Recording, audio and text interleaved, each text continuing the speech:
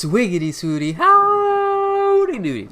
My name is Cam Husky, and welcome back to a Dreamcast video.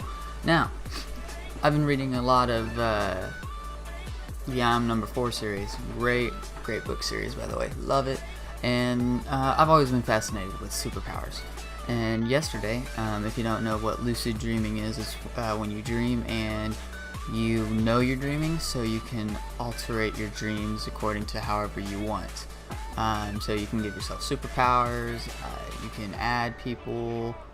It's weird, but it's really fun. And last night I had just happened to lucid dream, and I was really wanting to have superpowers. So it was really weird because it was like the I Am Number 4 superpowers mixed with a weird death survival games thing, and it was actually kind of really sad. Let's see, I started off somewhere in this weird, like, not really Hunger Games, but more like a maze games type thing. There was this huge arena. It was like a city with a hillside or a mountainside, and it was all an arena. And something happened where there was like a weird flood, and if you dropped into the liquid stuff, you would either burn alive or I don't know. It got real gruesome, and lots of people were dying, and it started filling up the arena. And I got with my family. There's my two aunts, my grandma, my mom, my sisters, and I don't know, maybe a few other people. And so, like, we're all trying to survive, and there was also another, like, cult of people or something trying to kill us too.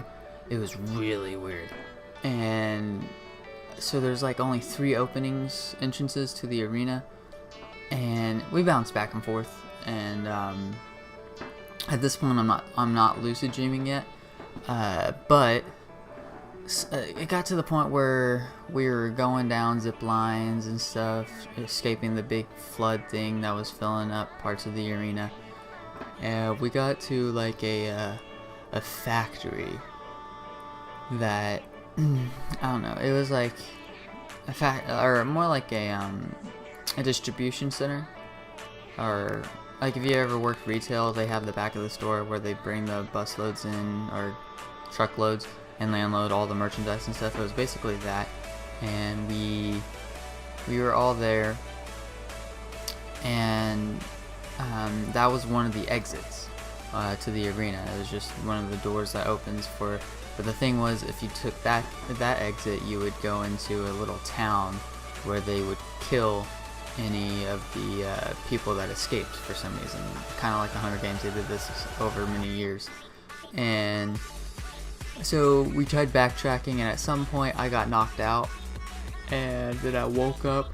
Yeah, I got knocked out somehow. I don't know how, but when I woke up, like a day or two had passed, maybe even a week, not entirely sure, and a lot more of the people had died.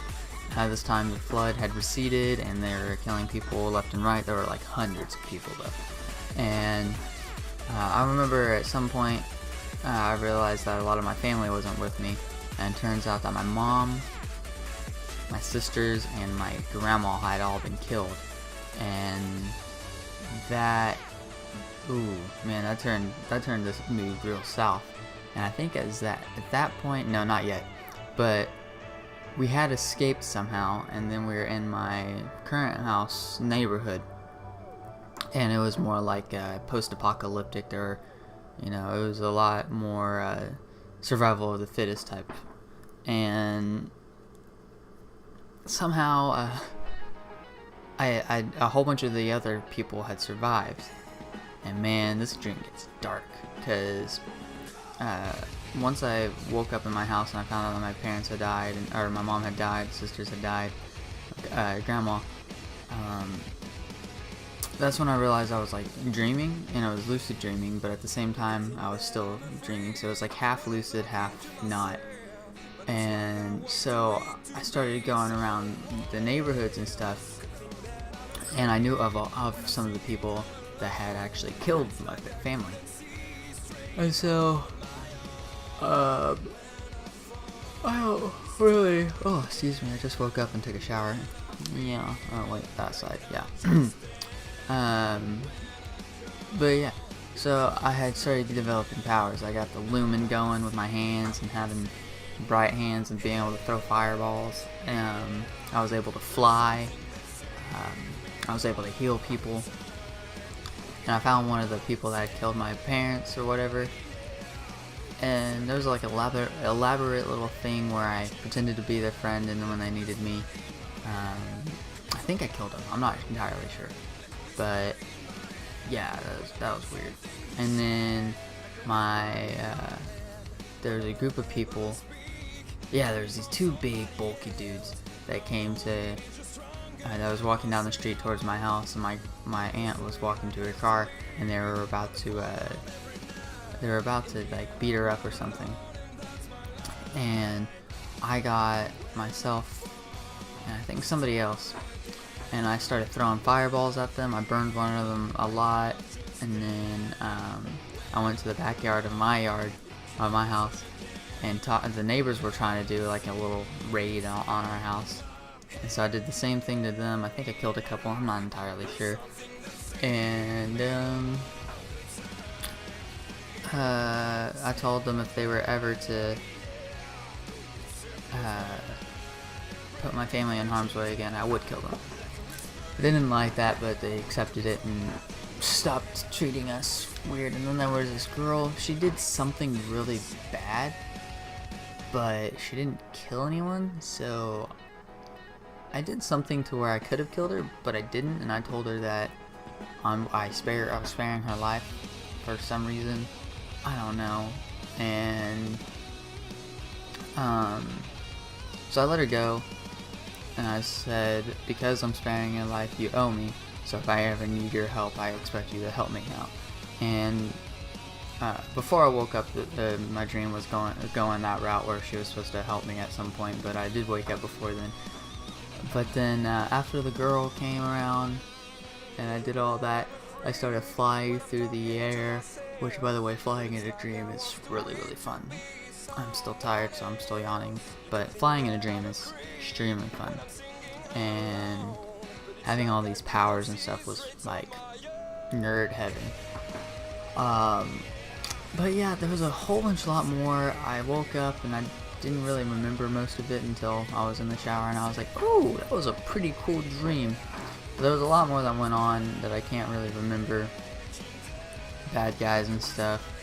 And man, it was cool but sad and dark at the same time. Not really much of a storyline on this video, just saying the basics, because I can't remember most. But yeah, there's just a whole bunch of people that kept trying to raid my grandma's house or my house for some reason, and I don't know why, but I kept fighting them off. I was like the only one with superpowers. Yeah, that was pretty cool. I was the only one with superpowers. And so that was basically it. I let that girl survive, and then something happened, and then I woke up and my alarm went off. So hey, but I know I had been waking up. It was like cool, like you can half wake up, and you like where you kind of open your eyes, you know you're still tired and the alarm hasn't gone off yet, so you know you're lucid dreaming. You've been lucid dreaming, so you go back to sleep and you reinitiate that dream. That happens to me every now and then. I can like pick up where I left off in my dreams. And yeah, it's like every time I woke up and went back to sleep and started lucid dreaming again, I developed a new power. So I had healing, flying, super strength, the fireballs, lumen. Yeah, I think I had a couple more powers, but I'm not entirely sure. But it was pretty cool, and the scene that took place in the arena was kind of like a mix of a couple different workplaces that I've worked at. If you've ever seen One Punch Man, it's an anime. No, not One Punch Man. My Hero Academia, it's an anime. They have like an arena type thing for rescue tests for people to try to see what it feels like to rescue somebody in a natural disaster, and it was kind of basically like that, mixed in with a Battlefield 1 map. It was all crazy. But yeah, I don't think this dream has any significant meaning whatsoever. It was just a random dream. But yeah, it's the first one I've been able to remember mostly since my last video, which is unfortunate because when I started the series I was like, oh, I'm gonna have these videos out like every week, but I can't remember videos anymore, or I can't remember dreams anymore. But yeah, if you like this dream, you know, comment down below if you've had similar dreams, your crazy dreams, if you've ever had powers. So yeah, and my friend brought to my attention, whenever I do my outro, I noticed it sounded familiar, but I didn't know where it came from. And I didn't realize that I had basically taken it, not the exact same outro, but I was using Markiplier's outro. So I didn't mean to, but then like he brought it up, and then I watched a Markiplier video, and I was like, okay, well, I basically took his, and I know he's one of my inspirations, but you know, I can't really use his outro. The only difference between our outros is the way we say bye-bye. But so I'm gonna be messing around with different outros, see what all I can do.